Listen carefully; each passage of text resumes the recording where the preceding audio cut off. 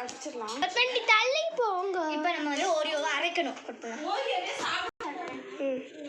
Biscuit அரைச்சிக்கலாம்.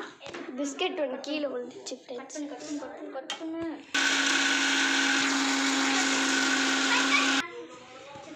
Friends open பண்ண முடியல.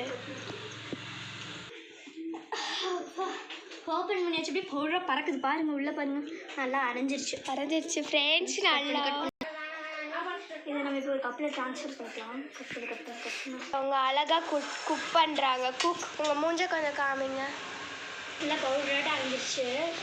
நெக்ஸ்ட் நம்ம என்ன பண்ணணும்னு பார்ப்போம்.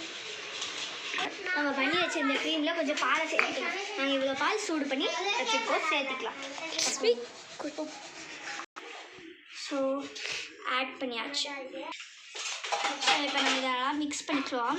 நாங்கள் 2 பேக்கெட் ஓரியோ யூஸ் பண்ணியிருக்கோம். நீங்கள் கொஞ்சம் பேர் எவ்வளோ வேணுமோ அவ்வளோ கொஞ்சம் பேருக்குன்னா ஒரு பேக்கெட் போதும். நாங்கள் நிறைய பேர் இருக்கிறனால 2 பேக்கெட். என்ன வேணும்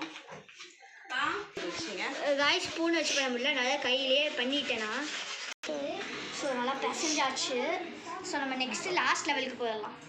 அதுக்கு டக்குன்னு மிக்ஸ் ஆகுது காய்ஸ். இப்போ சர்க்கரையை வந்து நம்ம எடுத்து மிக்ஸ் பண்ணுவோம். இங்கே இருக்குது சர்க்கரை, உள்ளே இருக்கா அங்கே பண்ணிக்கலாம்.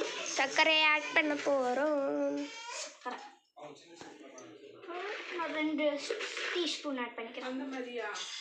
சர்க்கரை போட்டது கூட மிக்ஸ் பண்ணிக்கலாம். நெக்ஸ்ட் நம்ம வந்து எத்தனை பேர் இருக்கோம்? 7 பேர் இருக்கோமா? 7 டம்ளர் எடுத்துக்கிறோம். டம்ளர் இங்கே இருக்குது, 8 டம்ளர் இருக்குது. எப்படி ஃபில் பண்ணணும்னு நான் சொல்கிறேன். ஃபஸ்ட்டு 2 இதுக்குமே ஸ்பூன் போட்டுக்கோங்க. 1 ஸ்பூன் இருக்குது. ஸோ 2 இதுக்குமே ஸ்பூன் போட்டாச்சு. ஃபஸ்ட்டு லேயர் ஓரியோ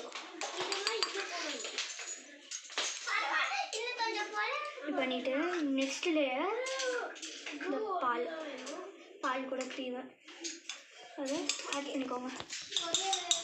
ஆட் பண்ணிவிட்டு மறுபடியும் ஓரியோ கொஞ்சம் கொஞ்சமாக போடுங்க, பத்தாது. Next cream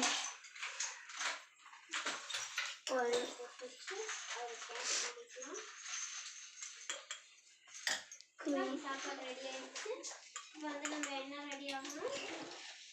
Oreo